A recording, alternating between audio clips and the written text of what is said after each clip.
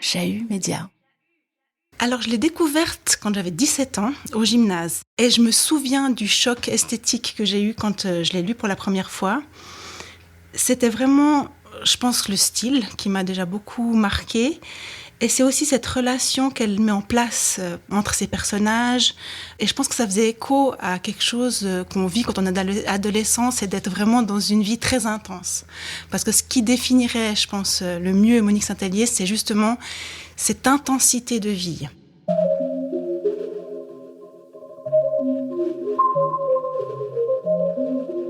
Lire Monique Saint-Hélier, c'est entrer dans une œuvre dense où tout parle.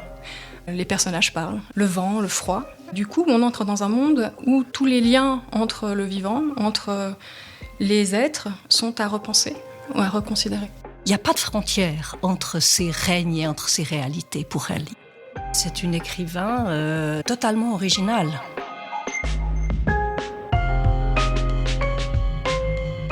Pourquoi lire l'œuvre romanesque de Monique Saint-Hélier aujourd'hui et aussi comment la lire ?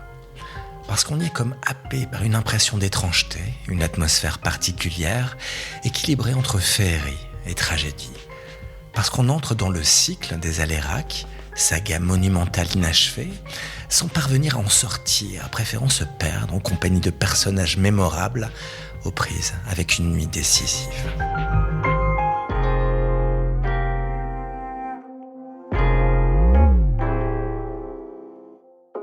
Décédée en 1955, Monique Saint-Hélier laisse une œuvre de fiction déroutante, conçue depuis un lit qu'elle ne quitta pas, malade, durant 30 ans. En 4 ouvrages, Bois mort et Le Cavalier de paille d'abord, publiés en 1934 et 1936, puis Le Martin pêcheur et Le Rosoir rouge, paru 17 ans après, l'autrice chaudefonnière a développé un univers plein, sonore, dense, qui creuse l'intériorité de ses personnages et aime égarer le lecteur.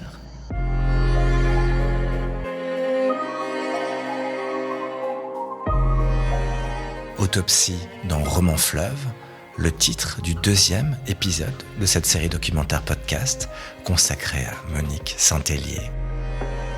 Une proposition du Centre des littératures en Suisse romande de l'Université de Lausanne, réalisation Chahut Média.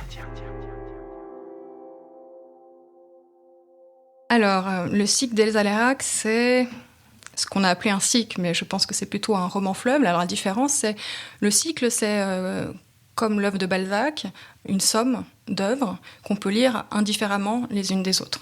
Anne-Frédérique Schlapfer, chargée de cours, département de langue et de littérature française moderne, Université de Genève. Le roman fleuve, en revanche, se lit de façon progressive à mesure que paraissent les volumes. Et donc, il vaut mieux lire de façon chronologique ce roman fleuve pour expérimenter ce que Monique Saint-Hélier espérait faire. Parce que justement, c'est une œuvre construite sur une alternance de points de vue, sur le monologue intérieur des personnages. On entre en empathie avec chacun d'entre eux et progressivement, le monde et la narration se complètent. Les moments racontés sont grossis et on entre dans des interprétations contradictoires de situations.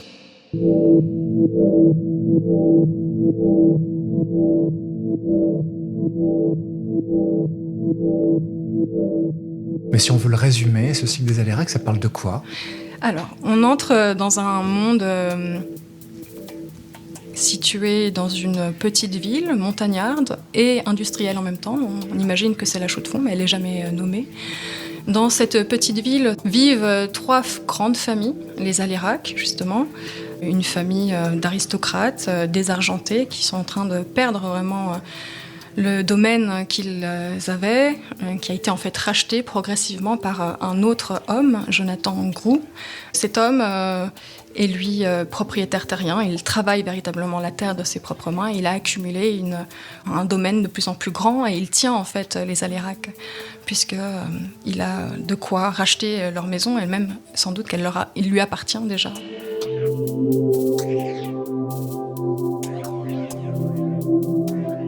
Troisième grand personnage et grande famille, c'est celle des Balani, avec la figure de Jérôme Balani, qui est lui un riche industriel, qui est amoureux de Carole Alérac, une jeune femme de 20 ans qui est sur le point de se marier.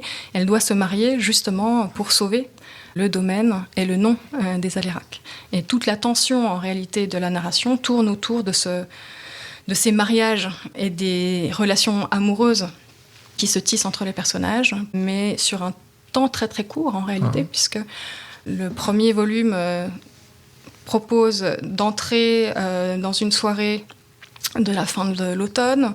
On voit Carole et Catherine préparer la robe du bal, qui est décrit dans le second volume, et dans le troisième volume, qui reprend exactement les mêmes événements, mais avec d'autres points de vue.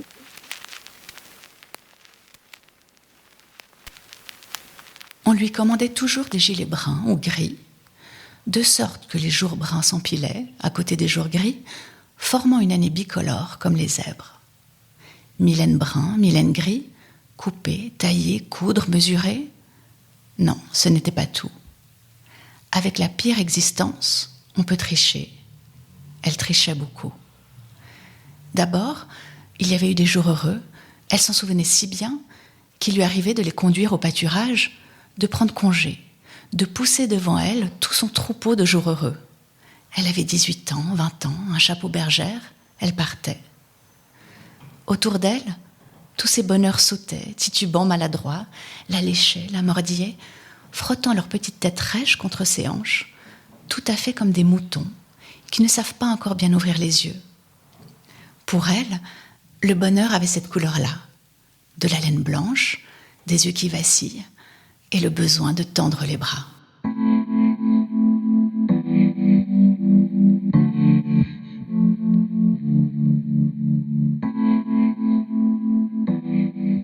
Un extrait de Bois mort, Monique Saint-Hélier, 1934.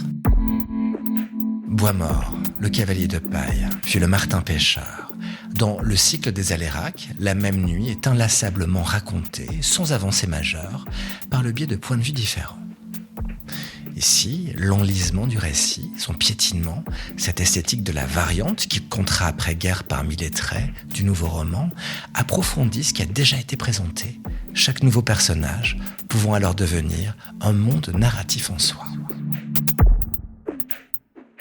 Les deux premiers romans, Le Bois mort en 1934 et Le cavalier de paille en 1936, étaient très modernes pour l'époque, dans le sens où Alexandra Weber-Bernet, coéditrice du Journal de Monique Saint-Hélier. elle s'inspirait beaucoup des écrivains anglophones, comme Virginia Woolf, Catherine Mansfield. On voit dans le journal qu'elle en parle beaucoup.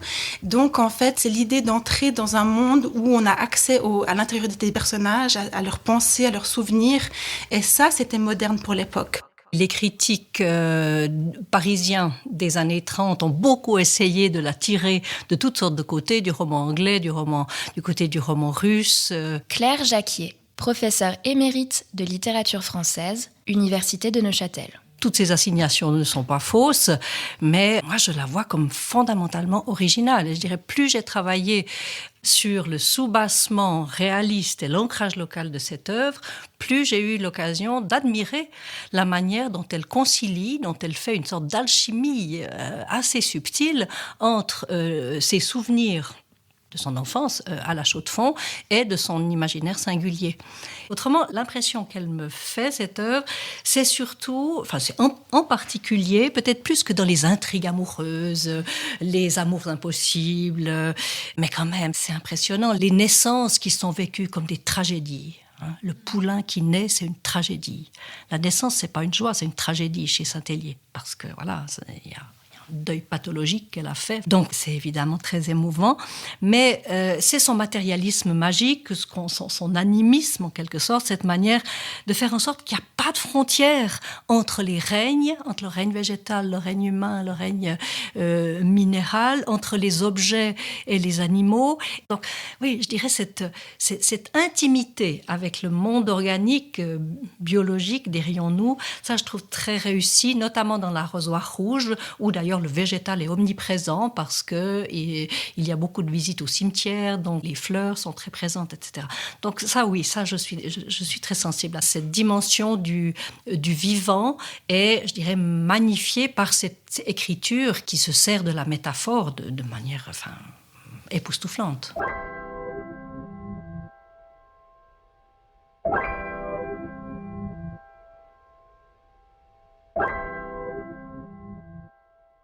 Bon, alors la langue, comme on l'a dit, elle est belle, poétique. Alors la nature est très très présente, il y a beaucoup de fleurs, il y a beaucoup d'arbres, il y a du vent, il y a du soleil, il y a de la neige. Et alors ces images sont si parlantes. Je vous ai apporté quelques exemples. Mireille Odel, autrice de la préface du roman Bois mort de Monique Saint-Hélier, réédité par les éditions de l'Air, 2016. Parlons d'un éclat de rire qui s'aplatit sur le sol comme un pot. Ou alors d'un tricot abandonné qui a l'air d'un lapin endormi. Ou encore le silence qui s'étend comme une flaque d'huile. Ou la neige. La neige, eh bien, elle tombe sur des houes, elle tombe sur des sapins. Et alors, comment est-ce qu'elle tombe ? Eh bien, les houes épinglent la neige comme une robe trop grande à laquelle on met des pinces. Alors que les sapins, eux, dit-elle, accueillent cette neige comme d'énormes pansements qui transforment la forêt, dit-elle, en clinique pour géants, debout. Vous voyez, c'est des images très étonnantes, mais en même temps très parlantes.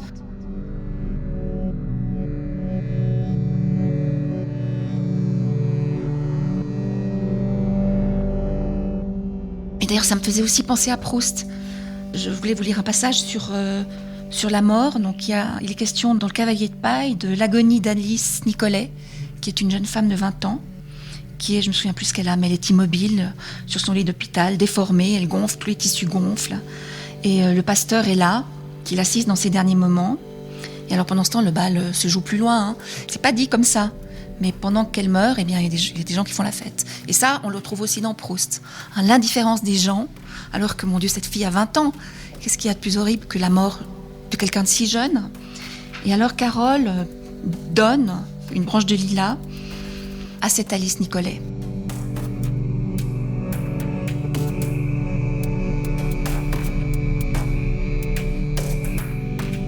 Et le pasteur lui dépose cette branche sous la main, qui peut quasiment plus bouger. Donc elle a les boules de lilas blanc dans la main. Et alors je cite ce passage. « Alors, comme un oiseau éperdu qui ne veut pas être prisonnier et qui s'agite, l'odeur des lilas courut partout, se jeta contre les vitres, contre le miroir, sur la tablette où les seringues dressaient leurs doigts de verre, glissa contre la porte. Mais elle ne savait pas l'ouvrir. Revint, s'abattit sur la main monstrueuse, et la main sous les feuilles devint pareille à un grand bouquet de printemps. Et puis, quelque chose arriva, écarta l'ombre, et même sous la flamme de la veilleuse, on ne voyait pas qui s'avançait.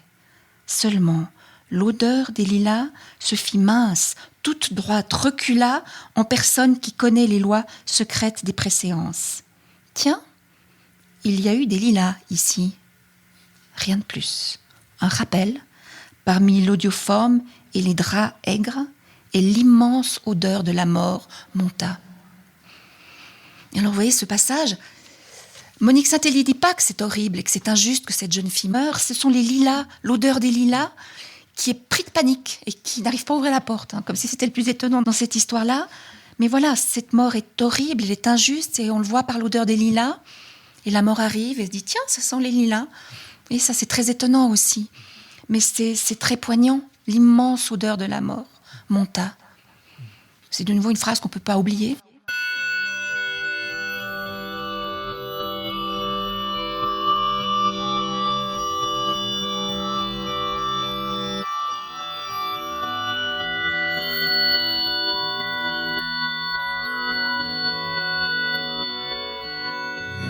La souffrance amoureuse, la crainte de la mort, la déception, l'abandon, la solitude, les thèmes au centre de l'œuvre de Monique Saint-Hélier. En somme, des sujets très partagés, universels, mais que l'écrivaine rend d'une manière absolument singulière et originale, parvenant à nous faire approcher au plus près de ces personnages, féminins en particulier. Il y a 3 aspects qui me semblent très contemporains dans son œuvre. D'abord, l'attention au personnage féminin. Anne-Frédérique Schlapfer. Ce sont des personnages fortes, ce sont des personnages qui ont une certaine autonomie, alors certes dans un monde très patriarcal, mais qui permettent de voir une agentivité des femmes qu'on ne rencontre pas dans toutes les œuvres de cette époque-là. Il y a même des thématisations, alors pas évidemment sous ce vocable-là, mais de male gaze. Il y a vraiment des moments où on sent que la voix narrative nous invite à juger la façon dont les personnages féminins sont vus, sont regardés par des personnages masculins. Elle cherche à entrer dans la psychologie des personnages, enfin, leur donner la parole, c'est la première chose qu'elle veut faire. Elle veut faire en sorte que ce ne soit pas elles qui choisissent ou qui définissent les actions du personnage, mais c'est les personnages qui l'entraînent. Elle estime que c'est ça son éthique, il faut suivre les personnages, leur donner toute la place qu'ils auraient dans le monde réel. Elle choisit aussi des personnages très très divers. En fait, le monde social qu'elle décrit à partir de cette alternance des points de vue est extrêmement large. Il y a des femmes, des hommes, il y a des personnes de classes différentes, d'origines différentes. Il y a aussi, du coup, si on élargit encore, il y a des animaux, il y a des objets, tout parle.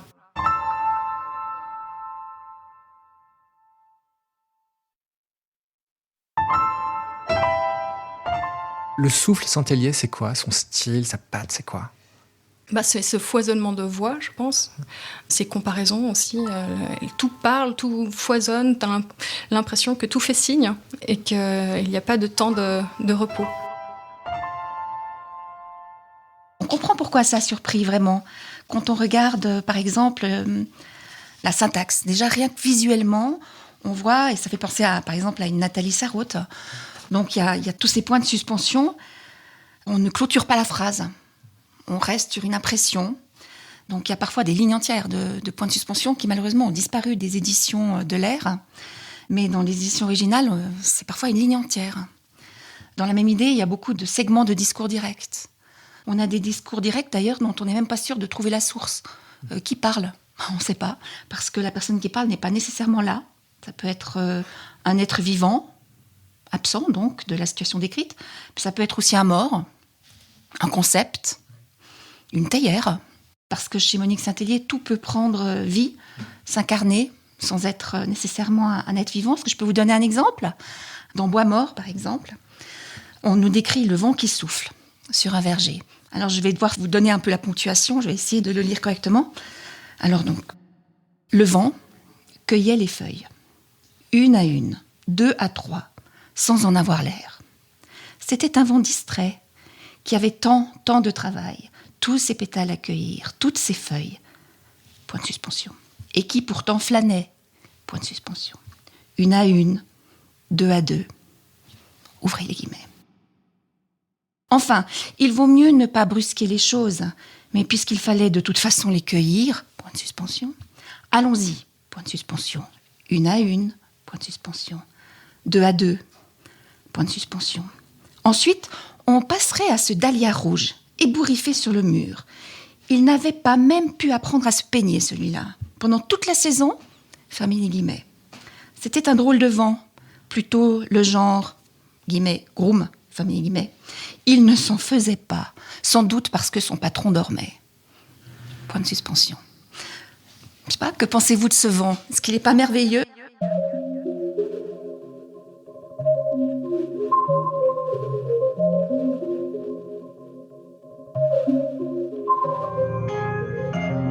Parmi le nombre considérable de documents laissés par Monique Saint-Hélier et aujourd'hui conservés au Centre des littératures en Suisse romande de l'Université de Lausanne, il y a ces 19 cahiers tenus par l'écrivaine de 1940 à 1948. Et qu'éclaire-t-il, ce journal? Notamment la manière foncièrement originale avec laquelle Saint-Hélier élaborait ses textes. Elle fait des cahiers de concordance pour essayer de se souvenir où est quoi. Donc en fait, elle-même ne savait pas forcément quelle version de tel épisode elle allait choisir finalement pour publier. Alexandra Weber-Bernet. Ce qui est intéressant aussi dans ce journal, c'est que elle va à plusieurs moments parler de sa manière d'écrire. Et là, j'avais envie de vous lire un bout de ce qu'elle dit, parce que c'est vraiment très intéressant. Voilà. Ça date du 28 mars 1943. Il s'agit d'un travail à symétrie radiaire. On pourrait appeler tout cela l'étoile de mer ou l'amibe. Cela comprend un nœud, un centre émetteur, une cellule centrale, un noyau. De cette cellule, qu'on peut appeler alérac ou les aléracs, de nombreux chemins partent, reviennent, forment d'autres routes, trouvent d'autres issues, d'autres moyens de communication. Je voudrais qu'autour de ce nœud central bien noué sur les destins aléracs, les êtres qui ont été placés sur leur route viennent, apparaissent, se retirent, rencontrent les uns ou les autres comme ils l'ont fait ou l'auraient pu faire dans la vie. C'est pour cela que je ne peux pas boucler un livre et passer au suivant. Non, selon ce que j'aperçois ou crois apercevoir dans la vie d'un des personnages, m'amène à écrire quelques pages sur un des autres, qui occupera le centre d'un ouvrage différent. Parce que la lumière que vous levez sur un visage vous éblouit ou bien fait cligner des yeux celui que vous vouliez examiner, mais le visage placé à côté ou un peu en retrait vous livre tout à coup sa lumière ou son secret ou son tourment. Ainsi, parti de l'un, vous êtes conduit à l'autre.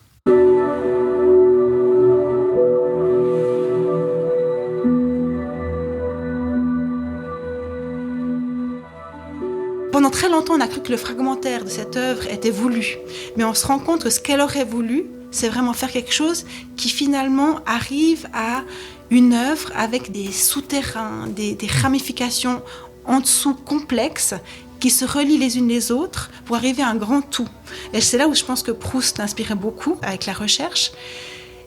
Et c'est aussi assez émouvant de se dire que cette femme qui est malade, je pense qu'elle doit quand même savoir qu'elle est condamnée.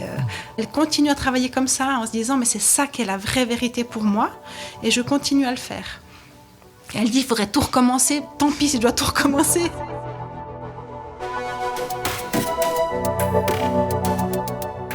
La conversion au catholicisme de Monique Saint-Hélier, sa vie à Paris, la guerre vécue à Litté, ou encore ses relations entretenues avec des intellectuels renommés, rien de tout cela n'apparaît dans ses romans. Et pour cause, ils sont entièrement inspirés de la chaux-de-fonds de son enfance. Depuis les années 1920, Saint-Hélier a déplacé sa vie et ses souvenirs dans son œuvre. Monique Saint-Hélier écrit ses romans, on le sait, à partir du moment où elle est à Paris en 1926. Et je dirais la dimension qu'on pourrait appeler réaliste, mais encore une fois, il faut mettre des guillemets à ce mot, elle n'apparaît pas aux yeux des critiques français. Pourquoi ? D'une part, parce qu'elle-même ne tient pas du tout à insister sur cette dimension. Et dans la critique, il y a quelque chose de très intéressant, c'est que cette dimension réaliste, elle va prendre du temps à être comprise. Claire Jacquier. On pourrait dire que la réception a oscillé entre deux positions tout à fait antagonistes. La première postulant que la matière des romans de Monique Saint-Hélier est en fait tout entière issue de son imagination. L'autre position, antagoniste, consiste à postuler au contraire que cette matière est issue des souvenirs de la romancière et que ces livres sont même, dans une certaine mesure, la peinture d'une région. Et ça, ce sont des critiques chaudefonniers, des lecteurs et des critiques chaudefonniers qui, à partir de la mort de Saint-Hélier, vont insister sur cette dimension. Et c'est pour ça que c'est intéressant de voir qu'elle-même a oscillé par rapport à cette question, puisque dans les années 30, elle en dit le minimum sur l'origine peut-être réelle de son monde. Donc ça, c'est sa face publique. Mais en privé, dans le cabinet où elle écrit, à partir des années 26, 27, 28, 30, etc. Et en particulier, lorsqu'elle écrit Bois-mort, elle a le souci d'inscrire ces intrigues dans la réalité qu'elle a connue. Et là, on a une preuve assez exceptionnelle de cela. Ce sont 2 lettres que j'ai consultées récemment, 2 longues lettres de son père, Édouard Hayman, à qui elle écrit, donc, je pense, début 1930, donc avant la publication de La Cage aux rêves encore. Et elle lui demande des renseignements sur les lieux, sur la géographie, sur les parcours, sur la campagne autour de la Chaux-de-Fonds et la manière dont on cultivait la terre, dont les fermes se développaient du point de vue économique, etc. Il lui donne des renseignements. On a l'impression là qu'elle se comporte comme un romancier réaliste. C'est exactement ce que font les romanciers réalistes, c'est-à-dire qu'ils se documentent avant d'écrire. Elle fait exactement ça.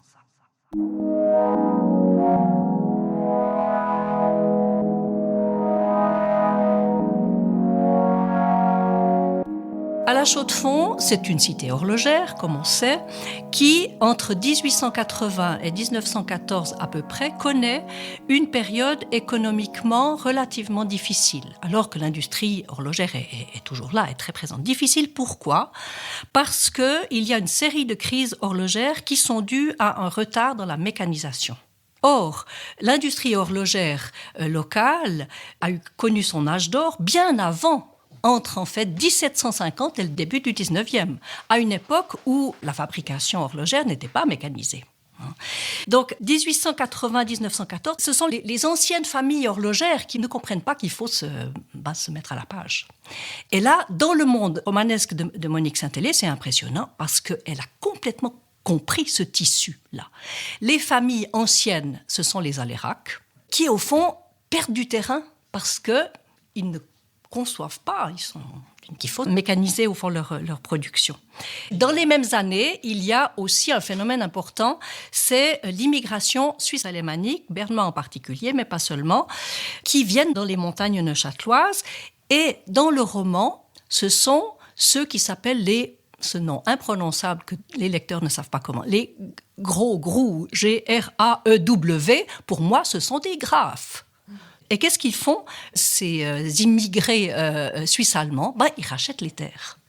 Ils sont perçus comme des étrangers, un peu comme des nouveaux riches.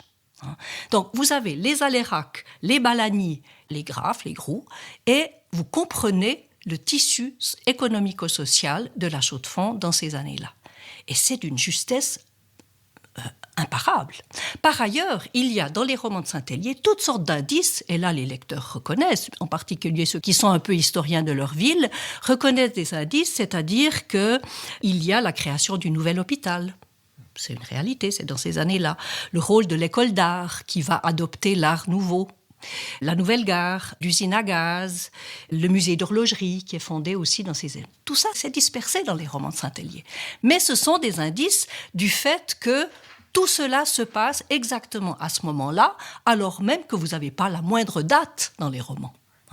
Donc, toute cette dimension-là, ces trois univers en présence, révèlent la pertinence de ce que j'appelle, un peu abusivement, mais je crois que je ne me trompe pas, le réalisme saint-hélien.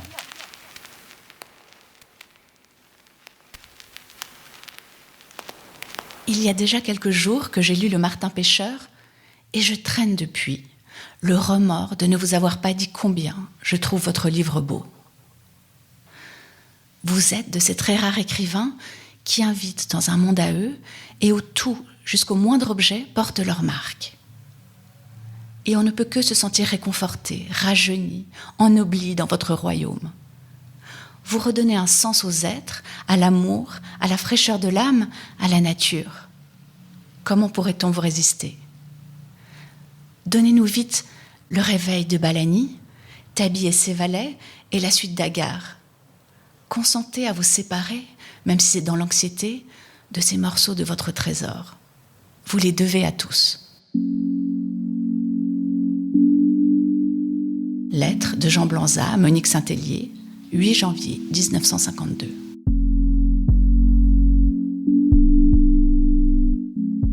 « 1953 et 1955. Monique Saint-Hélier publie ses deux derniers romans, Le Martin Pêcheur et L'Arrosoir rouge. La réception est faible. Elle reprend contact avec des connaissances chaudefonnières et apprend que le journal jurassien L'Impartial va publier une page sur le Martin Pêcheur. Elle débute alors une correspondance avec Jean-Marie Nussbaum, rédacteur du quotidien. En octobre 1953, elle lui écrit ces mots. « Je suis une enfant de chez nous, et cela, j'espère, qu'on le sent dans mes livres.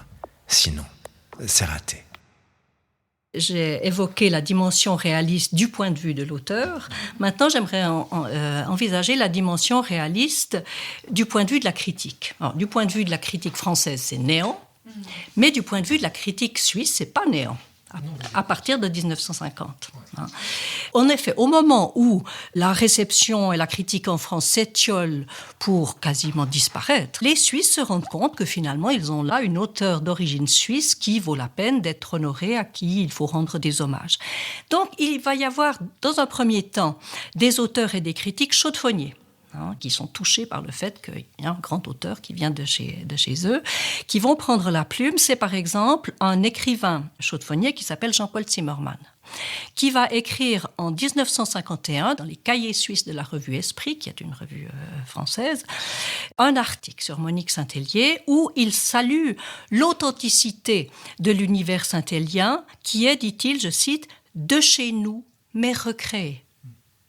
Et puis, à partir des années 50-60, Blaise Briot, son mari, on le sait, à la mort de son épouse, rentre en Suisse, rentre à Lausanne, d'où il vient. Il entre en contact avec diverses personnalités, notamment à l'Université de Lausanne. Notamment, les professeurs de littérature Michel Dantan et Jean-Luc Sella vont s'intéresser à l'œuvre et aux archives de l'œuvre également. Et la première monographie qui est consacrée à l'œuvre de Monique Saint-Hélier vient de là. Elle est rédigée par le professeur Michel Dantan et par Pierrette Piolino, qui était une sociologue et anthropologue, versée en psychanalyse et très amateur de littérature. Et les deux écrivent ensemble cet essai qui s'intitule « Le jeu de la vie et de la mort dans l'œuvre de Monique Saint-Hélier » qui paraît à l'Âge d'Homme en 1978.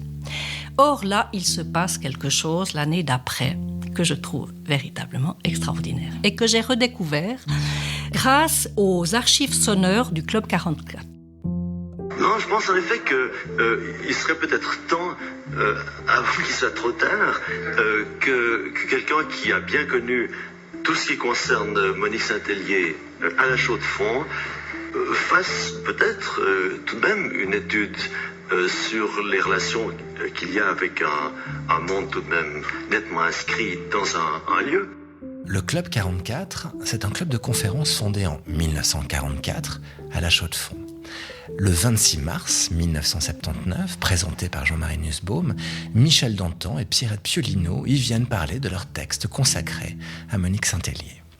L'allocution commence, le ton des conférenciers est celui d'érudits montés de la capitale lémanique à la Chaux-de-Fonds pour y faire souffler le vent de la nouvelle critique, un mouvement qui prône une attention exclusive au texte, car pour eux, pas de doute, l'univers romanesque de Saint-Hélier est imaginaire. Vous permettez, monsieur Bédard, là, qu'à Jaurès, on retrouve l'embryon des personnages de Bois-Mort. Mais dans la salle, on s'anime, bientôt on s'échauffe. Et pour cause, dans l'Assemblée, on trouve tant des connaisseurs de l'œuvre de Monique Saint-Hélier que des anciens amis de l'écrivaine, des témoins directs, ainsi qu'une certaine Georgette Eyman, la nièce de Saint-Hélier. Et que défend le public ? Que l'œuvre de l'écrivaine est issue de sa mémoire. Et le témoignage de Georgette, je suppose que c'est elle, est absolument bouleversant. Elle dit qu'en fait, le choc vécu par la petite Berthe, au moment de la mort de sa mère, elle avait 3 ans et demi, eh bien ce choc, il a été éprouvé par les 4 frères et sœurs de la famille, pas seulement par la petite Berthe. La professeure Claire Jacquier. Elle dit aussi un détail qui, à mon avis, était inconnu, c'est que la petite Berthe a vécu très proche de sa mère pendant les 3 ans et demi de la vie de celle-ci, très proche, et que sa mère était restée paralysée après son accouchement très difficile. Et ce témoignage, elle le fait de manière très sobre, mais il touche beaucoup tout le monde, mais en particulier Pierrette Piolino, qui dit « Oui, je ne savais pas cela, je suis très touchée par ce que je viens d'entendre ». Et Michel Dantan également accorde du crédit à la valeur des témoignages qu'il entend, et il va jusqu'à appeler de ses voeux une campagne de récolte de témoignages, de documents, au fond, dont les critiques, dit-il, pourront ou non se servir à leur guise, mais au fond, ça existera. Donc là, encore une fois, je recommande vraiment aux lecteurs de Saint-Hélier d'écouter cette émission du Club 44 où on assiste à la rencontre de 2 visions de l'œuvre.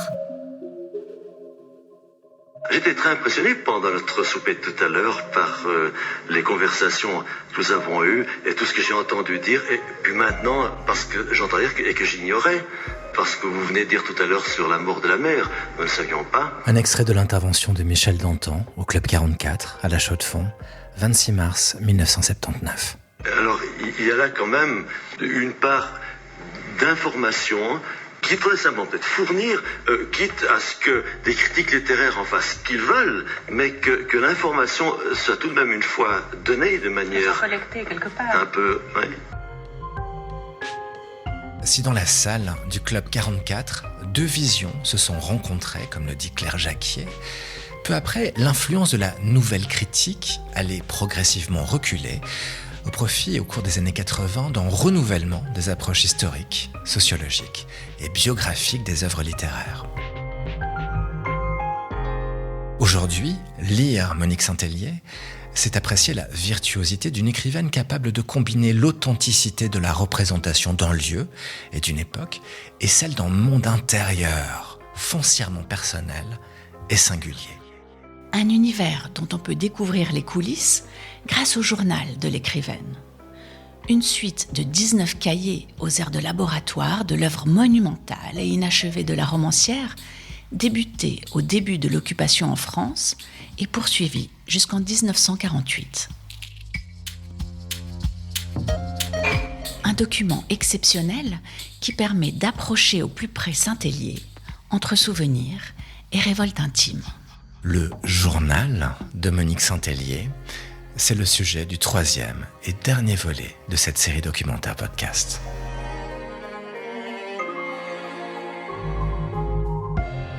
Monique Saint-Hélier, l'œuvre infinie, une proposition du Centre des littératures en Suisse romande de l'Université de Lausanne. Interview et réalisation Chahut Média, David Brun-Lambert et Carole Harari. Direction éditoriale Daniel Banchetti. La musique originale est de Nick von Frankenberg. Tous les épisodes de cette série documentaire podcast sont disponibles sur le site du Centre des littératures en Suisse romande. Rendez-vous à l'adresse www.unil.ch/clsr, sur le site de Chahut Média, chahut.ch, et sur l'ensemble des plateformes de podcast. Retrouvez-la également dans le cadre de l'exposition Monique Saint-Hélier, une écriture en étoiles, du 7 novembre 2024 au 19 avril 2025 à la Bibliothèque cantonale universitaire de Lausanne.